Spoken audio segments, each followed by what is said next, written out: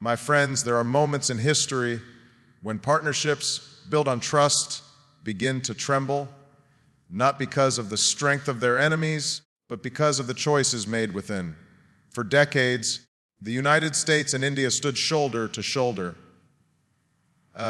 great democracies bound by shared values, mutual respect, and a vision for a more open, just, and prosperous world.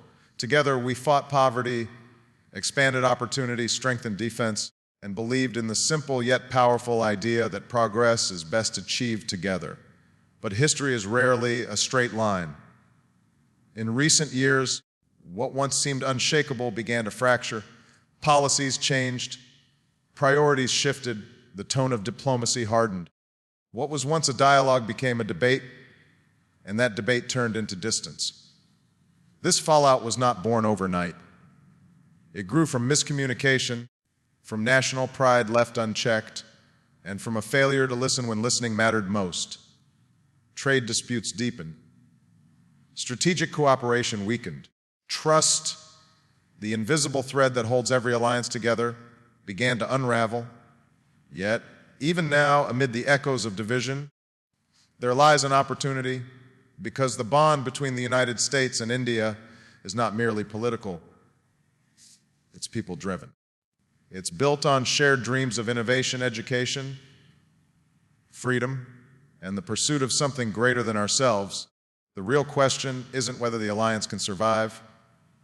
The question is, do we have the courage to rebuild it, to learn from our mistakes, to remember that leadership is not about dominance, but partnership, not about ego, but empathy. If both nations can rediscover that spirit of collaboration, then this isn't the story of allies turned adversaries. It's the story of two nations finding their way back, not out of convenience, but out of conviction.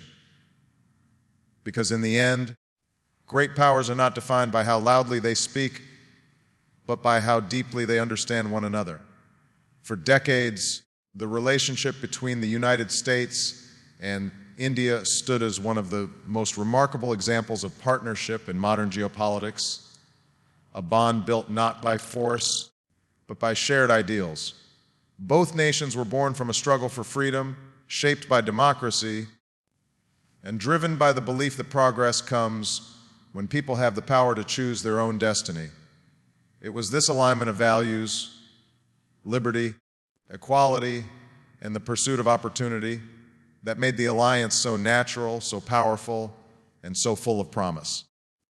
From the early years after India's independence, Washington saw in New Delhi a partner with enormous potential, a nation that could balance Asia's power dynamics while remaining anchored in democratic traditions. Over the decades, that potential began to unfold.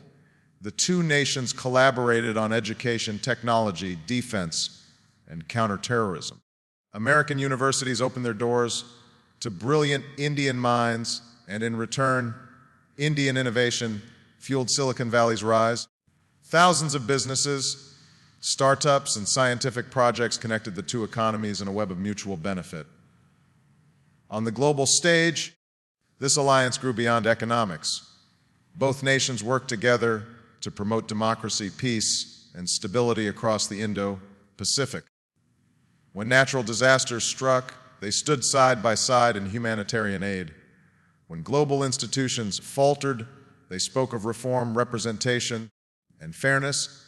The defense partnership deepened, joint military exercises expanded, intelligence sharing increased, and trust in security cooperation became a cornerstone of their strategic engagement. But perhaps the most powerful aspect of this partnership was the human connection, the millions of people who formed bridges between the two countries. Indian Americans became one of the most influential diaspora communities in the United States, contributing to politics, medicine, engineering, and culture. They didn't just build wealth, they built understanding. Every exchange program, every diplomatic visit, every collaboration reminded the world that the US-India relationship was not just an agreement between governments, it was a living bond between two peoples who believed in democracy's promise. This history of shared purpose created something rare, an alliance that went beyond treaties and trade deals. It was built on respect, on dialogue, and on the recognition that despite cultural and geographic differences, both nations saw the world through a similar moral lens. The United States admired India's resilience and growth, while India looked to America's innovation and global leadership. Together, they represented what many called the partnership of the century, a vision of cooperation that could redefine the future of global politics. This legacy of friendship, trust, and shared ambition became the foundation upon which future generations hope to build. It was proof that two great democracies, one the oldest, one the largest, could stand together not just for their own gain, but for the stability and progress of the world itself. As the years passed, however, the strong and steady foundation of the U.S.-India relationship began to show its first visible cracks. What had once been a partnership defined by mutual understanding started to encounter friction, subtle at first, then increasingly public and pronounced. Shifts in leadership brought shifts in priorities. New rhetoric replaced old diplomacy. The careful tone of cooperation that once characterized discussions between Washington and New Delhi gave way to a more transactional approach, one that measured alliances not by trust, but by immediate benefit. The turning point arrived when the language of partnership started to sound more like negotiation. The warmth that had been built over decades through shared values and to people ties began to fade beneath the weight of political posturing and domestic agendas. Trade disputes surfaced, tariffs were imposed, and economic tensions began to overshadow strategic cooperation. Both nations, driven by the need to assert sovereignty and protect their own interests, started drawing invisible lines where bridges once stood. In the U.S., a new wave of nationalism and economic protectionism took hold. America First became a defining mantra, one that sought to re-examine all alliances through the lens of cost and gain. India, proud and independent, responded in kind by prioritizing self-reliance and regional influence. The delicate equilibrium that had kept both nations aligned started to tilt. What was once a shared mission to strengthen democracy and security in Asia turned into a contest of influence and control. Diplomatic communication grew colder. Policy decisions that once would have been coordinated in quiet rooms of cooperation were now announced abruptly, sometimes through social media, without consultation or sensitivity. This shift in tone, from careful statesmanship to public confrontation, eroded much of the goodwill that had been nurtured over years of dialogue. Mutual respect gave way to mutual suspicion. Every trade decision, every defense negotiation, every comment in the press began to be interpreted as a test of loyalty rather than a step toward progress. Behind the scenes, policymakers and diplomats on both sides tried to maintain balance, but the atmosphere had changed. India, long seen as a partner in America's strategic framework for Asia, began to question whether it was being treated as an equal or as a pawn in a larger geopolitical game. Meanwhile, the United States grew frustrated when India refused to align completely with its stance on issues like China, Iran, and Russia. The divergence in global outlooks widened, not because of conflicting goals, but because of the erosion of trust that once made differences manageable. Public sentiment, too, began to shift. In both countries, skepticism replaced optimism. Commentators who once spoke of the natural alliance now questioned whether that alliance still existed at all. The media, once celebrating joint summits and defense deals, now focused on disputes and disappointments. The symbolic gestures of friendship, state visits, joint statements, and defense exercises continued, but the sincerity behind them was fading. It was as if both nations were smiling for the cameras while quietly stepping back from one another behind the curtain. This growing divide was not just political, it was emotional. It reflected a loss of the shared narrative that had bound the two democracies together. When leadership becomes more about assertion than collaboration, even the strongest alliances begin to weaken. What had once been a relationship guided by long-term vision became clouded by short-term agendas. The sense of unity that had defined U.S.-India relations for generations slowly gave way to a cautious distance, a distance that no treaty or handshake could easily bridge.